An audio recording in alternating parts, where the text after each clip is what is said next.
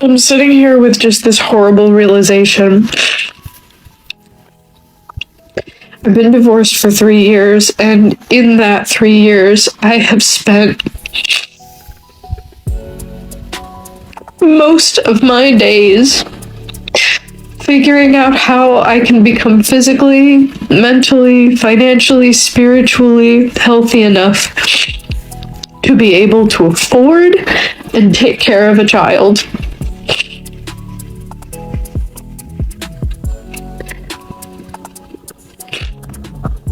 And not only have I taken that time, but I've done the math, and it does not work out.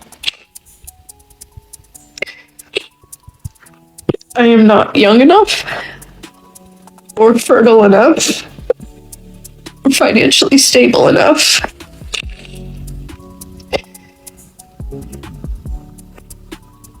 to even do another round of IVF. And at 36, like, I'm sorry, like, you're gonna say, like, you have time, like, I don't. Because I can't spend another minute of my life trying to make something work when I'm just fighting upstream. I don't have a support system. I don't have the money. I don't have the resources or the community. And it just kills me.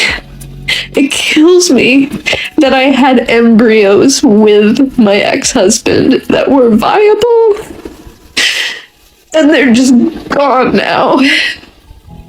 And my future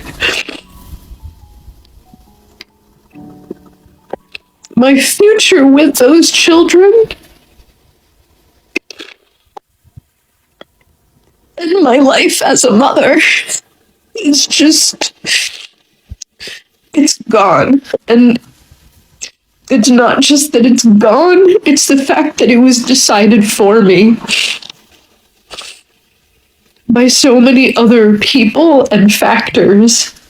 And that's what kills me, because it was not my choice. And I'm angry. I'm heartbroken.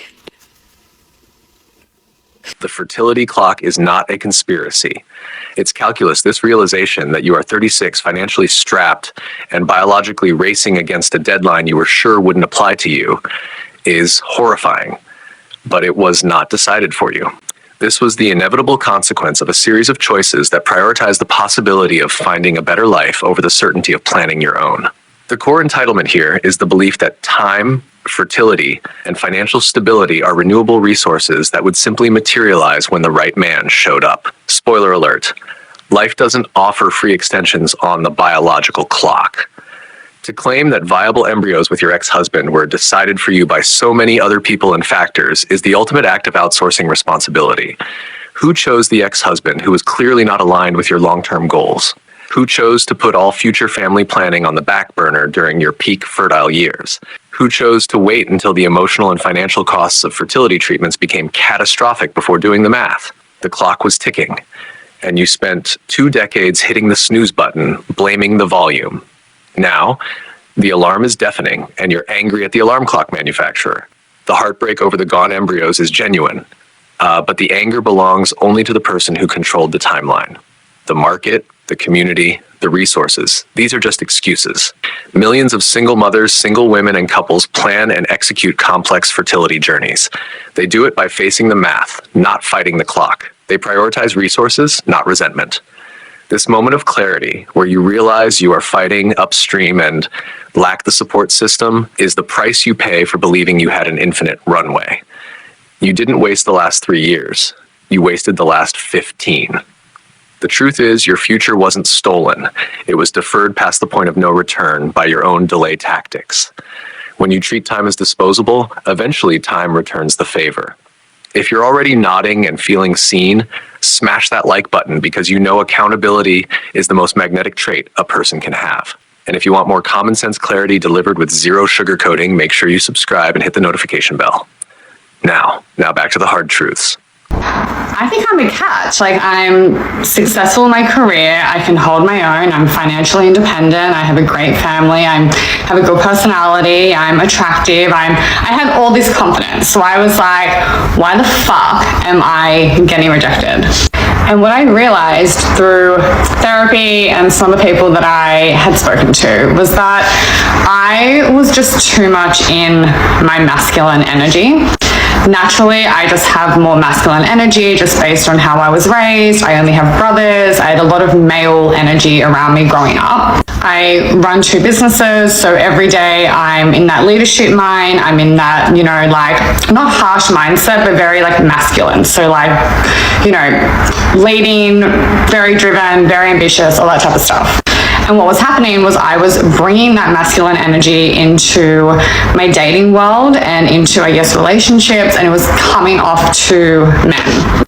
I was that girl that was like, I don't need a man, and, if he doesn't like me for me, then that's his problem, and I'm not going to change, and he needs to accept me for me, and blah, blah, blah.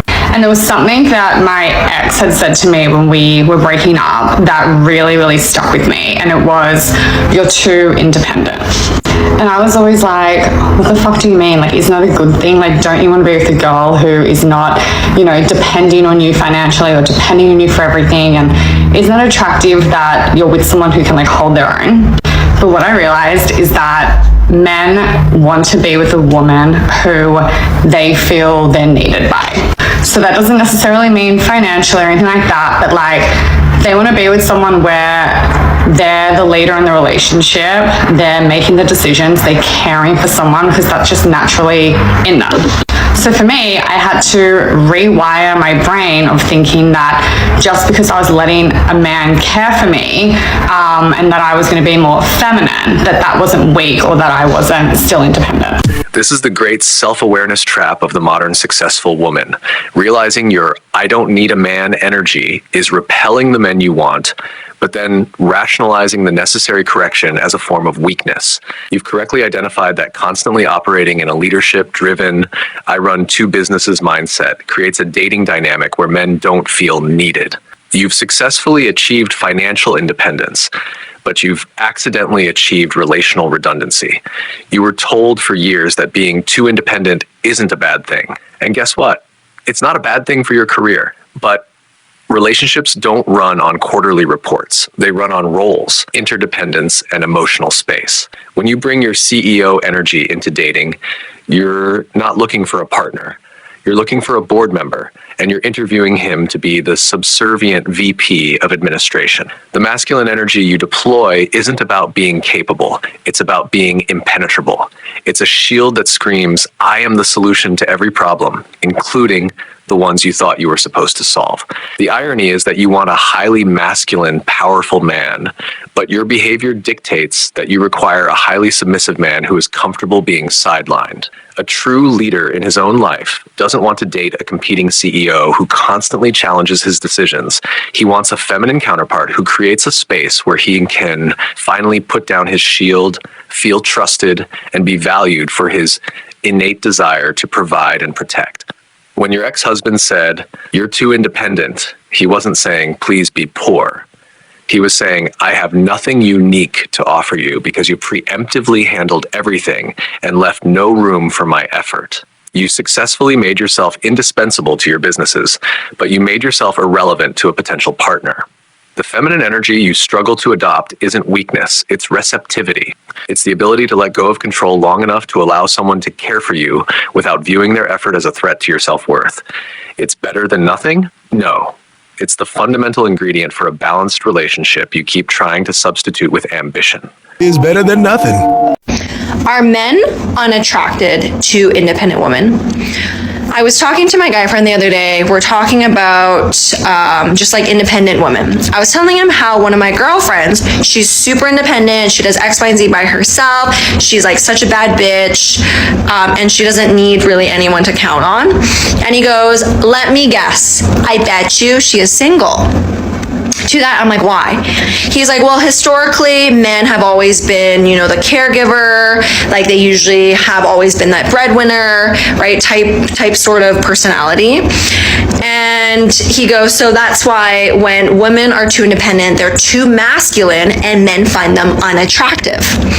To that, I responded and I said, I think it's because 50% of men are average at best, okay? And as a woman raises her bar and, she starts to provide herself that validation, she, does these things for herself, and she counts more on herself to become more independent, her bar raises, meaning that the men that can match her at that level are fewer men. And so that is why these more independent women, are typically, I guess, more single based off of what he's saying, because they just haven't found someone to match them at that level yet. Maybe independent women don't like most of the men now. This is where the entitlement narrative hits peak absurdity. The average man defense. You hear an uncomfortable truth that extreme independence can be unattractive, and instead of processing the relational dynamic, you immediately pivot to the quantifiable fault of the male population. 50% of men are average at best. You claim your high bar is the reason you're single because fewer men can match you at that level. This is not a high bar.